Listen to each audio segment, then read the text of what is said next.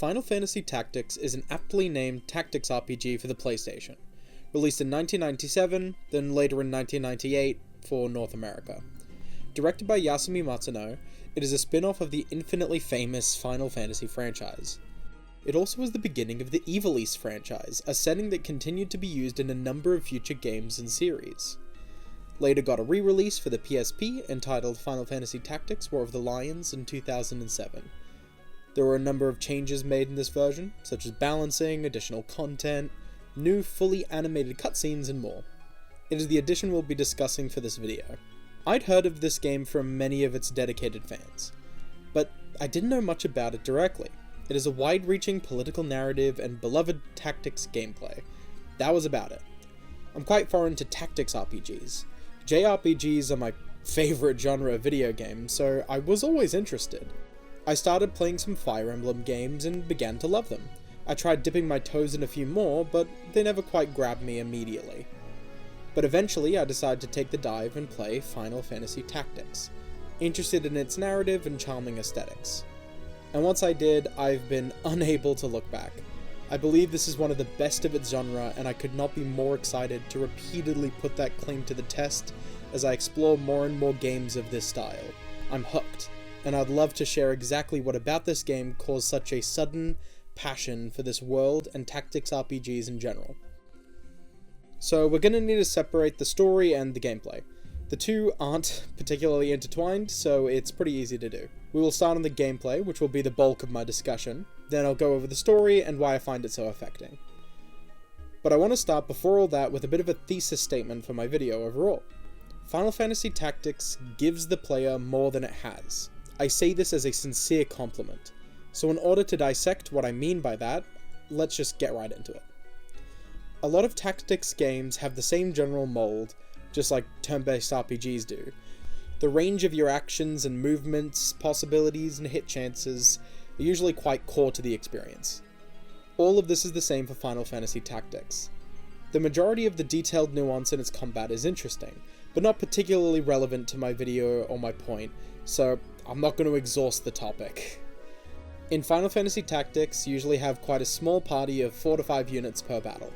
Unit-based stats are ubiquitous, only being determined by their gender. Men have better physical attack, women have better magical attack. Otherwise, basically everything about them is determined by the job system. Most of their equipment, any additional stats, movement range, spells, abilities, all of it. The game is centered around its exhaustive job system. Now, I think I'm preaching to the choir when I say I love a good job system. I think it's one of the most interesting ways to provide character building and offers so much player freedom and mechanics. This game represents to me the textbook example of a good job system. It will be the point of comparison in my head to basically any similar system I see going forward. Just nails it in so many ways. But I think there's something interesting about it, which is why I wanted to make this video in the first place. The game sacrifices its longer-term mechanical complexity to make the early but mostly mid-game way more fun. The peak of its gameplay is in the second act rather than the third alongside the story. I've never really seen this approach done before in a game, and it offers such a unique texture to its gameplay systems. But let's stop speaking vaguely and get down to the nitty-gritty. Most characters start as the squire or the chemist, both default jobs designed to be a springboard for further development.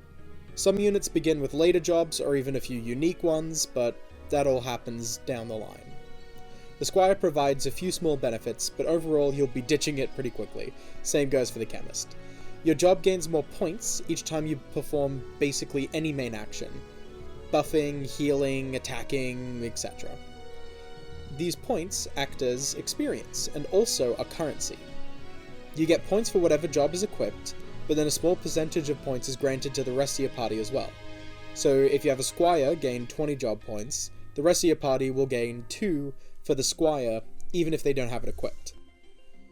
You can level up your job by gaining job points and meeting certain thresholds. Then you can spend them on all sorts of class abilities. We'll get into the levels and various types of jobs in a moment, because I want to focus on the ability system. It ties every other aspect of the game together beautifully. By spending points on different skills, you can unlock them. You have 5 different slots for skills, 2 for general job actions, You'll always have the job abilities for whichever one you have equipped at the moment, then you can bring one other job's actions with you as well. You can unlock more of these abilities in a specific menu, and through these 2 general job ability slots you have access to all the related actions. So any of the abilities you've unlocked in these main action slots will be usable instantly. Let's go through a few examples in order to illustrate what I mean.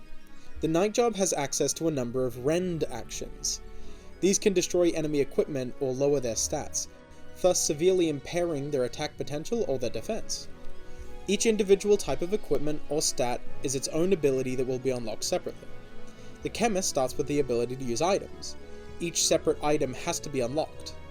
The Squire has a number of simple abilities, such as throwing rocks for early game ranged damage, or dashing into the enemy for a randomized multiplier on your base damage.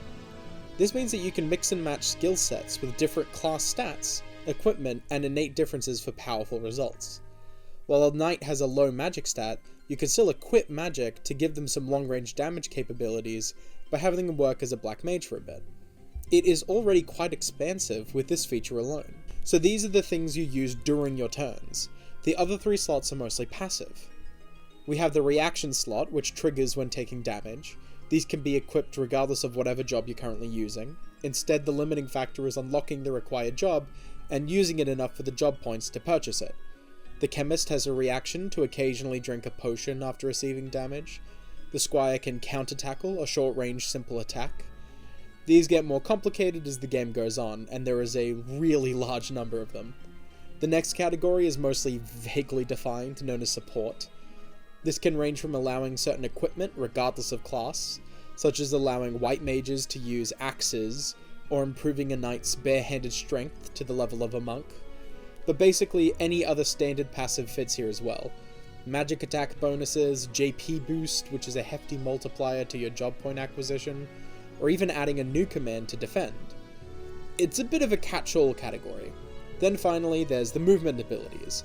Adding to your vertical movement, horizontal movement, could be granting health upon movement, things like that. There are more examples than you'd think. I know that was a bit of a lengthy description, but I think it's important to go over all this. Only one of the 5 slots is determined by your currently equipped job. The rest of it can be mixed or matched from everything else your character has learned. That is the exact ideal of a job system, allowing for that sweet dopamine rush when you level up and unlock new abilities at a faster rate than ever before. It adds new mechanical depth as each unit can be built in different ways. This is made so much smoother through the way you unlock new jobs. It's quite simple, really. You just need to raise certain jobs to certain levels and it unlocks. Nice and easy. The Squire and the Chemist are the baseline, unlocking quite a few as they rake up the levels. In order to get the Summoner, you need to level up a Time Mage to level 3. In order to get a Time Mage, you need to level up a Black Mage to level 3. The benefits of this are twofold. Firstly, it helps give some direction. It guides your hand a bit as you build your characters. The physically focused jobs mostly lead to more physical attackers, same goes for the magic trees. Sometimes there is some relevant mixing as well, requiring a bit of work on the player's part for later game more powerful jobs. But one of my favourite parts about this is it forces you to try everything. I made my main character a geomancer for a bit in order to train him up and unlock the ninja job. But I ended up holding on to the geomancy skill while I refined my build a bit due to its incredible range, versatility, and debuff infliction. I had no interest in it originally, but it made me dip my toe in for a few levels. I learned to appreciate the job and understand what purpose it has in the game.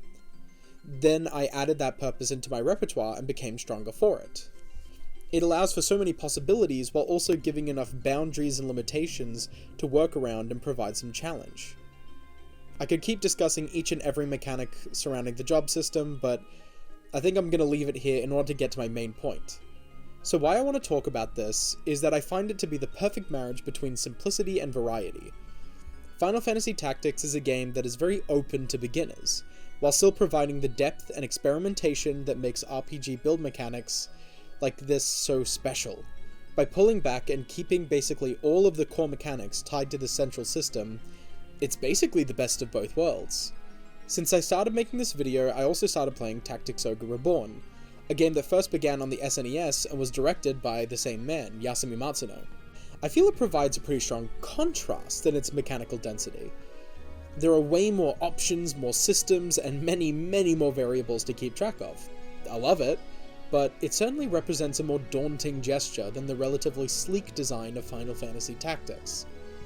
I think the two show the strengths and weaknesses in each other. I'm likely going to make a video on Tactics Ogre Reborn as well, but that's for another day. Now I want to get into an interesting effect of Final Fantasy Tactics' streamlined game design.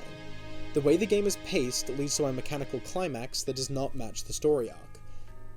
About 2/3 into the game is where it's at its most difficult and most interesting. This is for a couple of reasons. Firstly, the game's difficulty begins to plateau around here quite deliberately. By the end of the game, you're handed a couple of units with just the strongest abilities in the world. The designers don't want you struggling during the final fight, they want it to feel like a victory lap.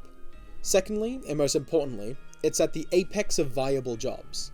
By the end of the game, you don't have a lot of room to experiment anymore. You've found the ones that work, you've unlocked everything, and don't feel the need to level up for anything new, since there isn't anything new left for you to discover. That sense of discovery and adaptation is partly lost by that last stretch, but instead of making the game boring, they make you feel like a powerhouse. By rewarding all of your efforts until now, it feels victorious, not tedious. Instead, they challenge you most when you're right at the heart of the system. You're still trying new things, there are still jobs to unlock, so there's incentive to experiment and try out ones you might otherwise ignore. You have to adapt your strategy to account for weaker jobs, making the most use out of them in incredibly tough battles just to make sure they still get the job points and unlock those late game giants. When the game is at its most satisfying, the designers challenge you. When the game begins to wrap up, they reward you. It feels almost obvious to do when you put it in simple terms like that, yet I've basically never heard of other games doing such a thing. It's really interesting to me. Final Fantasy Tactics is left with almost golden pacing, always feeling right throughout the whole experience. Every fight is considered and the player's mindset is adjusted for and challenged routinely. It is a mechanical magic trick that I think needs to be celebrated for its achievements. But I think we can finally move on to the story. If Final Fantasy Tactics was just this great tactics RPG mechanically, it'd already be like high up on my list of favorite games, but what really cinches it into the top spots is the incredible story. Now, I've got mixed feelings on covering a game's story for the sake of a discussion or review like this. On one hand, it is a crucial aspect to my enjoyment and opinion of the game, but on the other hand, I don't want to spoil it through some crude summary. Instead, I'm going to give a sort of like back of the book blurb for it, then go over some of the themes in more general terms. The story takes place in the land of Ivalice. The game starts after they lost a 50-year war with the two neighbouring nations, leading to political strife and economic turmoil. The king has died, and the next in line is a baby, so someone needs to rule and the kingdom is split between the princes. The conflict between the two main options and their supporters becomes known as the War of the Lions, the namesake of the PSP version. The game is framed as a historian's efforts to reveal the actions of a man forgotten by history, intentionally scrubbed away by the church, a friend of the hero Delita. Amongst the backdrop of civil war, we follow a pair of friends. The player takes control of Remza Beolv, one of the sons from the respected noble family. The other is Delita Hiral, a simple commoner who works in the Beolv house with his sister. Keep in mind, I'm going to be trying my best with these names. In the first chapter of the game, we see the two as students of the Academy of Garland. However, animosity between the people and the nobles is growing hotter and hotter. Stoked by the lack of payment for soldiers after Ivalice's defeat, many join the Corpse Brigade, an uprising rebel group. That brigade launches an attack on Garland, and our two protagonists lead the students as they fight back. Upon victory, the two find themselves getting increasingly wrapped up in the conflict, both through their own sense of justice, as well as external forces pushing them forward. The first chapter has many twists and turns. There's basically no way to sum up the story, even in small chunks, because things change constantly. Your goal only really settles in chapter 2 and 3 out of the 4 in the game. But you begin aligned with the nobles and fighting against this rebel faction. though the entire first chapter is filled with this incredible guilt as more and more commoner blood piles up in your hands. The game is packed to the brim with commentary on class. It isn't overly simplistic, but I appreciate its pretty hard stance as anti-nobility and the church. Not in just abstract ways either, it delves into the way power is used by certain interests to keep people in their place. It isn't some socialist masterpiece people pretend it is. Unfortunately, a lot of the quotes you've probably seen online aren't real. But I think there's meaningful commentary on the state of the world in medieval societies. A narrative of class dynamics is absolutely central.